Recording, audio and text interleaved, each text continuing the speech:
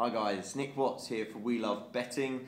I'm back after bagging a treble last week, I'd say, so I'm puffing on my chest, feeling pretty good about that. First of the new season and pushes me back into profit, of course, so feeling good about the new Premier League campaign. It helps, of course, being an Arsenal fan, that things are going a little bit better on that front as well. But 3 more bets for you this week, hopefully another 3 out of 3, of course.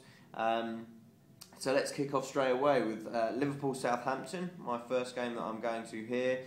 2 teams that have been consistently too short over recent times, but it's Liverpool who take precedence here, of course. The bookies' old favourite, or should that be the punters' old favourite, because the bookies always set up to take money on Liverpool, expecting that people will back them almost irrelevant what the price is, to be honest, which I always find a bit amazing. But at least this season they've justified it a bit more. They've certainly impressed. Daniel Sturridge, the most impressive performer, I would say, after scoring in all these games so far. He looks fantastic, and it's good to see him playing regularly, a young English striker like that. Of course, the big blow from that 2-2 draw with Swansea was the loss of Coutinho, and I think that's a significant one looking at this game, it has to be said. Of course, the run of 1-0's ended because of a former Liverpool player, John Joe Shelby, who had a rather memorable performance, to say the least, on Monday.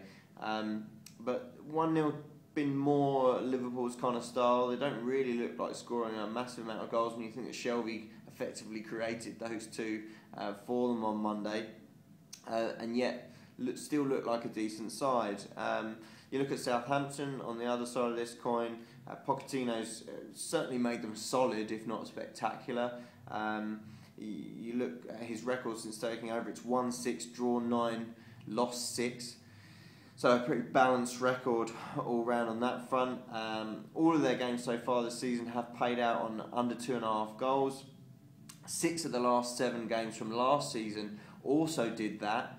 And they've not actually conceded 2 goals away from home since the 24th of February at Newcastle, when they lost 4-2, and that was around a month or so after Pochettino had taken over. So you could say that the manager was still shaping his team in some form at that stage. So definitely looking like a really solid outfit so far, and there's plenty of arguments for unders here, not least the price, which I'll come to in a minute. 4 of the last 5 meetings have been unders, probably not the most relevant of the stats that you can throw up here. Liverpool have won the last 2 meetings between the two, 1-0 at Anfield, which of course is their favourite scoreline so far this season.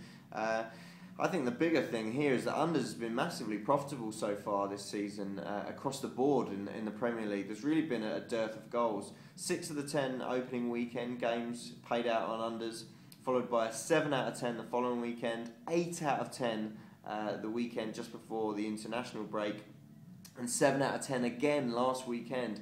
And when you consider that unders is often the bigger price in the over-under 2.5 goals market, it really does make for some great value. The fact is, bookies are set up to expect punters to back goals, because that's what everybody wants. Everyone wants to back excitement, they want to see entertaining games, and they expect goals from games. So bookies often price up overs shorter than the real price should be. So under's a great place to look for value, and in this game it's even money, which is absolutely astounding when you consider that Southampton record, which I've already reeled off, and not to mention the fact Liverpool have been winning all these games 1-0, so I wouldn't be surprised to see a similar scoreline again. Under 2.5 goals at even money, an absolute stonker. Going to whiz through the next 2 a bit quicker. Newcastle playing Hull, also 3 o'clock kickoff. 5-6 Newcastle looks a decent punt to me. Not a terrible start for Hull, but I think their season's always going to depend on their home form, where they picked up their points so far. Yet to score a goal away from home, obviously lost both their games. They've actually won 3 of their last 4 trips to St James's Park, funnily enough, but that goes back to 2009, the most recent visit, so doesn't really feel that relevant here. Totally different sides on show. And Newcastle, for me, a side that everyone's been talking about as if they're in crisis for a little while now, and I just don't see it. I look at their squad and I see a lot of quality, and it's starting to shine through now.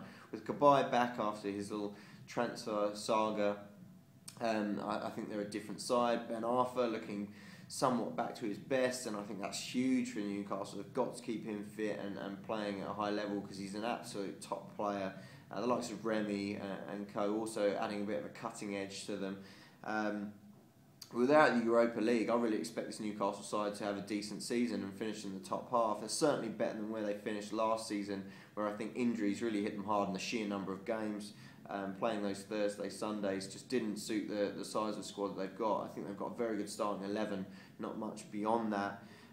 Even in the midst of their bad season last year, they won 6, drew 1 and lost 2 against bottom half sides at home.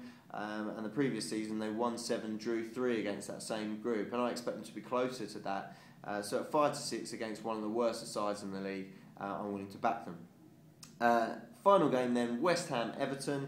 I have to say it took me a little bit of a while to pick out my third bet. The first two came pretty quickly, and this is what I've plumped for in the end as my third bet, and I think there's definitely reasons to back it. West Ham, the first place I look for in West Ham games is unders at the moment. Even Sam Allardyce is expressing his fears about the lack of goals that they've scored so far.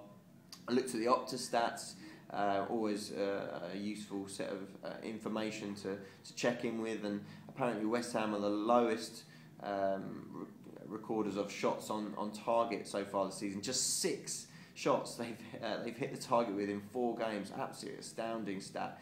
Andy Carroll, I guess, can't come back soon enough on that basis. Luckily, their defence can still be trusted, and 100% of their games have played out on under 2.5 goals. But it's 8-11 in this game, and I'm a little bit reluctant to back it at that sort of price. Everton obviously had that great win against Chelsea. But they still look a little bit blunt in attack for me. Lukaku, I guess, could come in and make a difference. Everyone's raving about him as if he should be Chelsea's answer. But the fact is he wasn't even first choice for West Brom for big chunks last season. Definitely a player of rate, but still a young player and probably a bit overhyped in my book when you think he scored that hat-trick on the last day of the season to really pump up his goal record. Everton actually got a decent record at Upton Park. They've won 5, drawn 2 and lost 1 of their last 8 visits there.